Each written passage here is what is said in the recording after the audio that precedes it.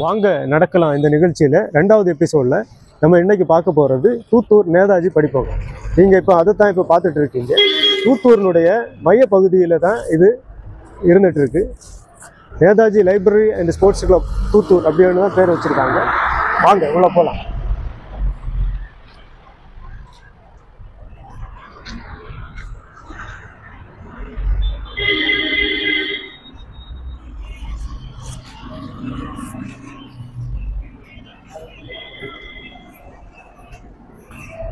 இந்த வாங்க நடக்கலாம் நிகழ்ச்சியில் வந்து நம்ம கூட ஃபில்கோ அப்பு இருக்காங்க.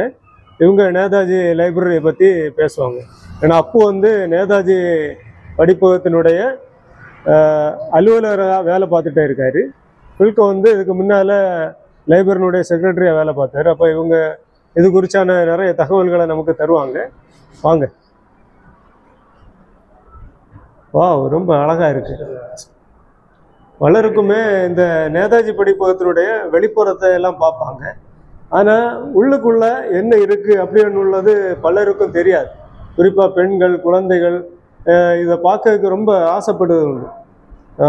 சின்ன குழந்தைகள் அவங்க பெற்றோர்களை கூட வருவாங்க இந்த லைப்ரரியை பார்க்கணும். அப்போ அவங்ககிட்ட கேட்டால் சொல்லுவாங்க, குழந்தைகள் வந்து லைப்ரரியை பார்க்கணும்னு ஆசைப்படுறாங்க அப்படின்ட்டாக்கும் தொடங்கும்.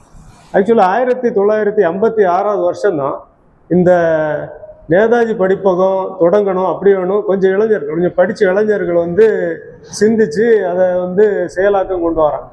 அந்த நேரத்தில் ஒரு படிப்பகம், ஒரு விளையாட்டு குழு, இளைஞர்கள் கூடக்கூடியதையெல்லாம் மக்கள் வந்து ஏற்றுக்கொள்ளக்கூடிய ஒரு சூழல்ல இல்லை அந்த காலகட்டம். 1956 தான் இந்த படிப்பகத்தை உருவாக்குறாங்க.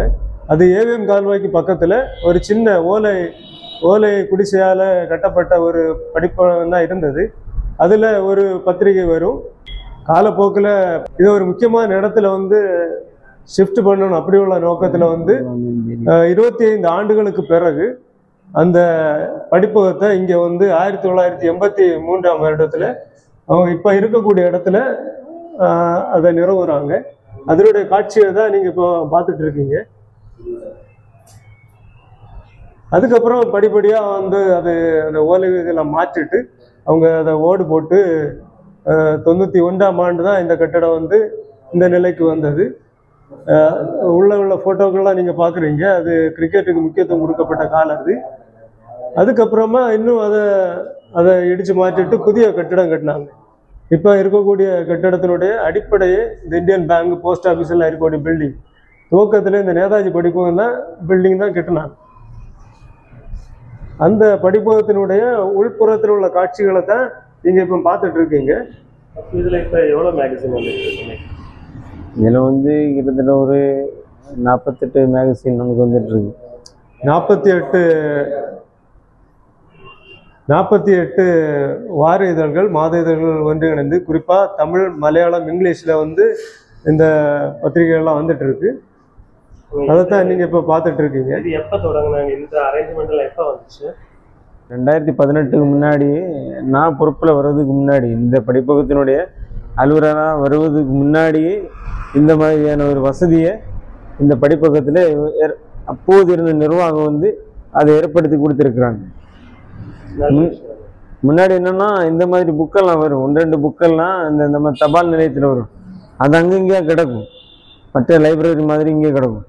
அப்போ இருந்த நிர்வாகம் என்ன பண்ணிட்டாங்கன்னா, இதை பார்த்தப்புறம் இதை படிக்கிறாங்களே, அப்போ இது மாதிரி நிறைய வார இதழ், மாத இதழ்லாம் வாங்கி இப்போ ரயில்வே, பேங்கு அந்த மாதிரி எக்ஸாமினேஷன் படிக்கக்கூடியவங்களுக்குலாம் யூஸ்ஃபுல்லாக இருக்குமே, அந்த மாதிரி புக்ஸ் எல்லாம் வாங்கி, எம்ப்ளாய்மெண்ட் நியூஸ் எல்லாம் வாங்கி வச்சு ஒரு காட்சிப்படுத்தி எடுத்து படிக்கிற மாதிரி வைக்கிற மாதிரி ஒரு அரேஞ்ச்மெண்ட் பண்ணலாம் அப்படின்ட்டு அந்த காலகட்டத்தில் இந்த நிர்வாகம் இப்படி ஒரு முயற்சி எடுத்திருக்கிறாங்க. இப்போ இது மலையாள பத்திரிகைகளே ஒரு நாளிதழ்களே ஒரு 13க்கு மேலே இருக்கு. என்ன அது இதனால?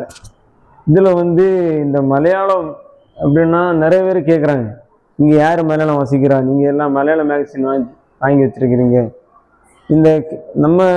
இந்த தூத்தூர் இந்த பகுதி வந்து கேரளா மாநிலத்தில் அண்டை மாநிலமாக இருப்பதால் நாமும் ஒரு காலத்தில் கேரளாவோடு இணைந்தோம்.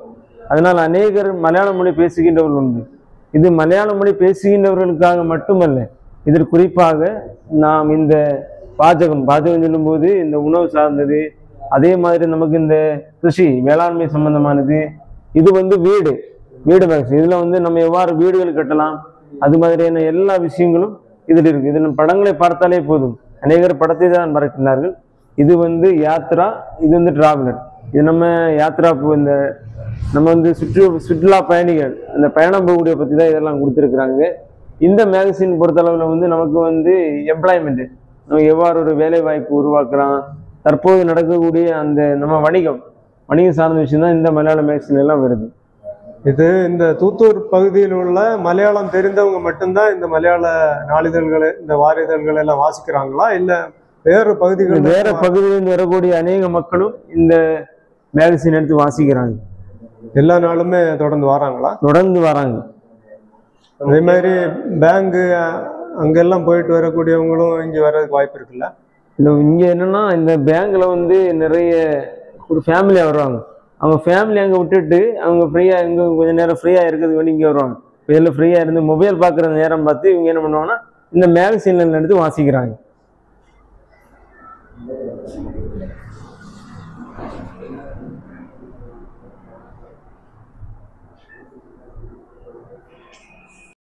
அந்த ஓகி டைம் ஒரு ரிப்போர்ட்டர் வந்திருந்தாங்க, வந்து நம்ம லைப்ரரிக்குள்ளே ஏறி இந்த மேகசின் எல்லாம் பார்த்த உடனே அவருக்கு ஆச்சரியம், இவ்வளோ மேகசின் இங்கே இருக்கான்னு சொல்லி. அவர் வந்து இந்த லைப்ரரி இந்த மேகசின் பக்கத்தில் நின்று ஃபோட்டோஸ் எல்லாம் எடுத்துகிட்டு தான் போனேன். அவர் அவ்வளோ ஆச்சரியப்பட்டார். அப்புறம் நம்ம இந்த நியூஸ் பேப்பர்ஸ் அந்த டைம் நமக்கு இங்கே 10 நியூஸ் பேப்பர் வந்துட்டு இருந்தது. தமிழில் 5, மலையாளத்தில் 2, இங்கிலீஷில் 3.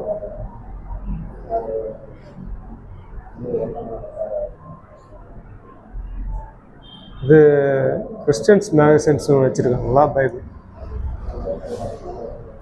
ஏன்னா உலகிலேயே வெளிவந்த புத்தகங்களில் முதல் புத்தகமே பைபிள். அதனால தான் இந்த பைபிளை இங்கே வச்சுருக்காங்கன்னு நினைக்கிறேன். இதெல்லாம் இப்போ யார் ஸ்பான்சர் பண்ணுற இந்த புக்ஸ் எல்லாம்? முன்னாடி வந்து ஒவ்வொரு இதழுக்கும் வார இதழ், மாத இதழ்னு சொல்லிட்டு ஒரு நபர் வந்து நன்கொடை கொடுத்து அவர் தன்னுடைய சொந்த காசுலேயே வந்து அது தபால் மூலம் வருத்தி வந்துட்டு இருந்தார்கள்.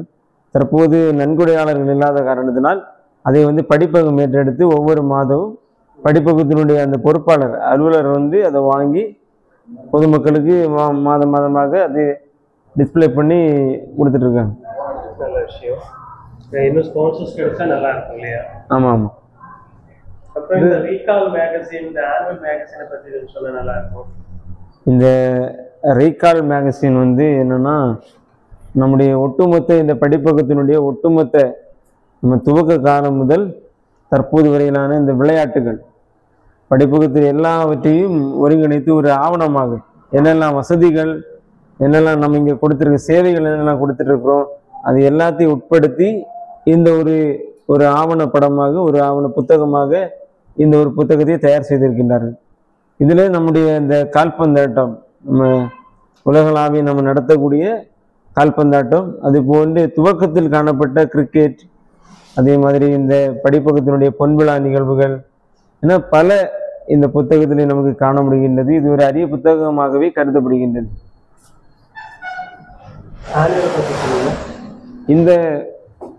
இந்த புத்தகம் வந்து 2018ஆம் ஆண்டு அப்போது இருந்த நிர்வாகம் தங்களுடைய ஈராண்டுக்கான எல்லா செயல் திட்டங்களையும் ஒன்றிணைத்து இந்த படிப்பகத்தினுடைய வரலாறு, அதனுடைய முன்னால் இருந்த அந்த கட்டிடங்கள் அவற்றையெல்லாம் ஒன்றிணைத்து இளைஞர்களுடைய திறமைகளை எல்லாம் வெளிக்கொணர்கின்ற நிறைய விஷயங்கள், அதே மாதிரி அப்போது துவங்கிய இந்த படிப்பகத்தினுடைய வளர்ச்சிக்காக துவங்கப்பட்ட ஒன்று தான் கோல்டன் மெம்பர் திட்டம்.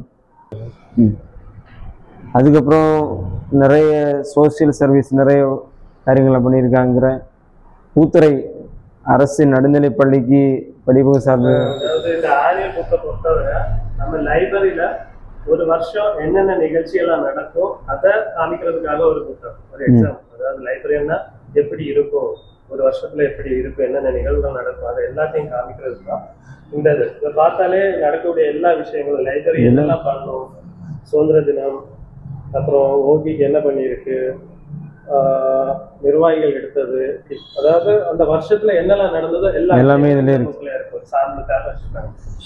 ஆனால் இப்போ அந்த மாதிரியான புத்தகங்கள் வெளியிடுறாங்களா? இந்த ஆண்டுகளில் இல்லை. வெளியிட்டா நல்லா இருக்கும். வெளியிட்டா நல்லா ஆமா. இருக்கும். ஒவ்வொரு ஆண்டுகளும் வெளியிட்டா நல்லா இருக்கும். இப்போ லைப்ரரியில் என்ன நடக்குதுன்னு மக்களுக்கு தெரியும். இவ்வளவு பரிசு கோப்பைகள் எல்லாம் பெற்றிருக்காங்களே. இது வந்து நம்முடைய படிப்பகத்தினுடைய விளையாட்டு வீரர்கள் ஆண்டுதோறும் பல பகுதிகளில் நடைபெறுகின்ற கால்பந்தாட்ட போட்டிகளில் பங்கு பெற்று பரிசுகள் பெற்று வருகின்றார்கள். முதல் பரிசு சில இடங்களில் முதல் பரிசும் சில இடங்களில் இரண்டாம் பரிசும் பெற்று வருகின்றார்கள். இது என்ன வைக்க முடியாததுனால இங்கே தரையில் வச்சிருக்காங்க. இடம் பற்றாக்குறை காரணமாக அது இந்த பகுதியில் வைக்கப்பட்டிருக்கின்றன. துவக்கத்தில் இது போன்ற சிறிய சிறிய பரிசு பொருட்கள் வந்திருந்தனால் அவற்றை வைப்பதற்கான இடம் கிடைத்து விட்டது. தற்போது வருகின்ற பரிசு பொருட்கள் எல்லாம் மிகவும் பெரிய பெரிய பரிசு பொருட்களாக இருப்பதால் இடம் பற்றாக்குறை நமக்கு இருக்கிறது. தற்போது இன்னும் பரிசு பொருட்களை வைப்பதற்கான இடங்களை பார்த்து கொண்டிருக்கின்றோம். இது ஆள் உயரத்தில் இருக்கிற இந்த ட்ராஃபி தற்போது இந்த பரிசு 6 அடிக்கு மேலே தான் இருக்குது. ஆமாம். இது என்னது?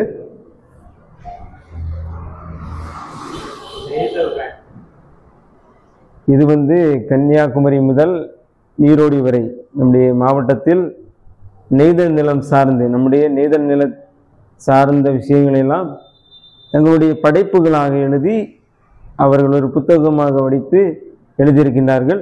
அப்பேற்பட்டவர்களை கௌரவிக்கும் விதமாக 2019 குடியரசு தின விழா அன்று தூத்தூர் நேதாஜி படிப்பகத்தில் நெய்தல் ராக் என்ற ஒரு ரேக் ஒரு தனியாக நிறுவப்பட்டு அவர்கள் படைக்கின்ற அனைத்து படைப்புகளையும் இங்கே காட்சி பொருளாக வைத்திருக்கின்றார்கள். இதை வருகின்ற வாசகர்கள் எடுத்து வாசிப்பதற்காக இந்த புத்தகங்கள் எல்லாம் இங்கே வைக்கப்பட்டிருக்கின்றன.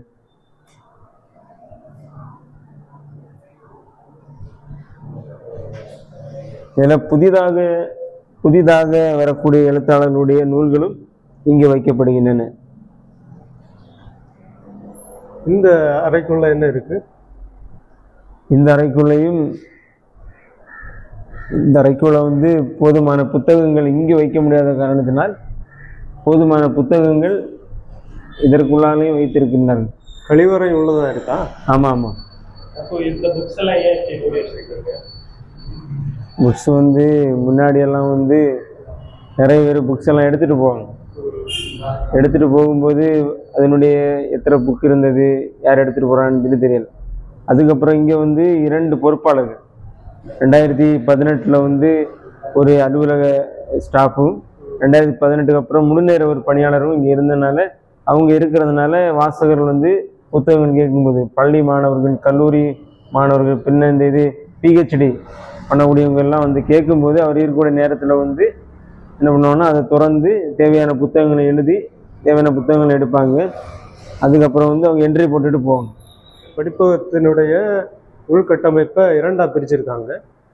வலது பக்கத்தில் அலுவலகத்தையும் இடது பக்கத்தில் கழிவறைகள் மற்றும் புக் செக்ஷன்ஸு உள்ளே இருக்குது. இப்போ நம்ம ஆஃபீஸுக்குள்ளால போகிறோம்.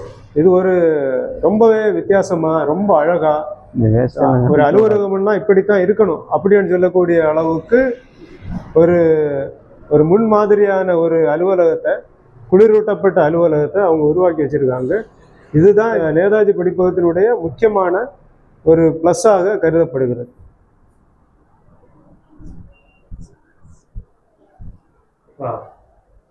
சர்வீஸ் எல்லாம் இருக்கு. இதை பற்றி சொன்னா நல்லா இருக்கும். இதில் வந்து நிறைய அமைப்புகள் நேதாஜி படிப்பகத்தோடு ஒன்றிணைந்து பல தன்னார்வ நிறுவனங்கள் வந்து நேதாஜி படிப்பகத்தில் வந்து நிறைய டொனேஷன் எல்லாம் பண்ணிகிட்டு இருக்காங்க. குறிப்பாக வந்து Thoothoor welfare association, Qatar association, அதே மாதிரி ஐடிபெட்டு, பின்ன கணியம், இது போன்ற அமைப்புகள் நேதாஜி லைப்ரரியோடு இணைந்து நிறைய ஸ்பான்சர்ஸ் எல்லாம் பண்ணிகிட்டு இருக்காங்க, நிறைய சர்வீஸும் பண்ணிகிட்டு இருக்காங்க. அதே மாதிரி 2018க்கு முன்னால் நம்முடைய கிராமத்தில் வருகின்ற அனைவரும் மிக முக்கியமானது தண்ணீர், குடி தண்ணீர். அது கண்டிப்பாக எல்லாருக்கும் கிடைக்க வேண்டும்.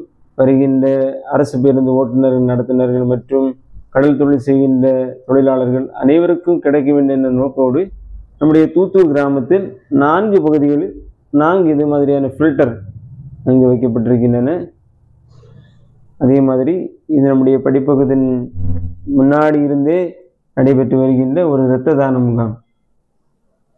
இது வந்து நம்முடைய தூத்துக்குடி நேதாஜி படிப்பகத்தின் விளையாட்டுகளில் முக்கியமான கால்பந்தாட்ட போட்டி ஈஸ்டர் தினம் வந்து நடைபெறுகின்றது. இது வந்து சோசியல் ஒர்க், நம்முடைய படிப்பக சார்பில் ஒவ்வொரு ஆண்டும் பல சமூக சேவை பணிகளை செய்து வருகின்றோம். இது நமக்கு புத்தகம், அது வந்து நமக்கு ரீடிங் ரூம், பின்ன ஸ்போர்ட்ஸ் அண்ட் ஆக்ட், இல்லை நமக்கு ஃப்ரீ ஒய்ஃபை.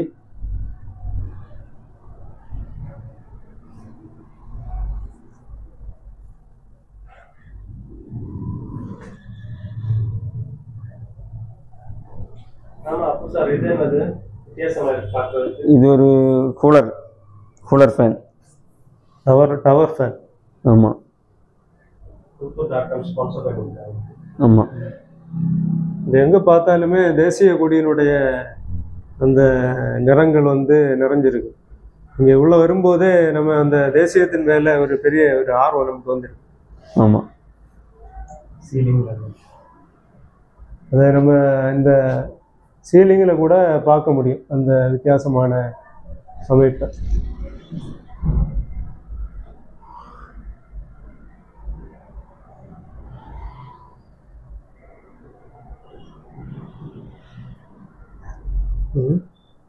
யார் இருப்பாங்க கேட்கணும். ஆமாம், அந்த சீட்டில் யார் உட்காந்துருப்பாங்க?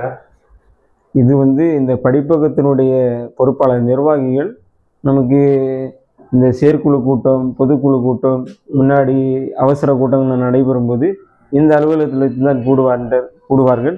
அதில் இந்த படிப்பகத்தினுடைய தலைவர் தான் இந்த இருக்கையில் அமர்ந்திருப்பார்.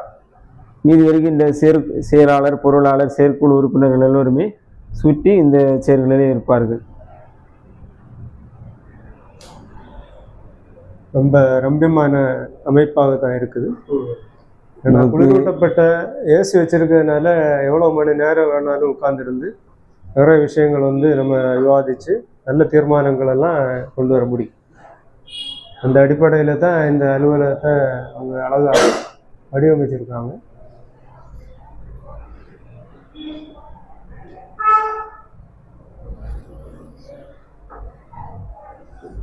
வாங்க நடக்கலாம். எபிசோடோட 2வது பாகத்தோட இறுதி கட்டத்துக்கு வந்திருக்கோம். இந்த நிகழ்ச்சி உங்களுக்கு பிடிச்சிருக்கும்னு நினைக்கிறேன். இந்த நிகழ்ச்சி பிடிச்சிருந்தா லைக் பண்ணுங்க. உங்களுக்கு ஏதாவது சஜஷன் இருந்துச்சுன்னா கமெண்ட்ல கொடுங்க.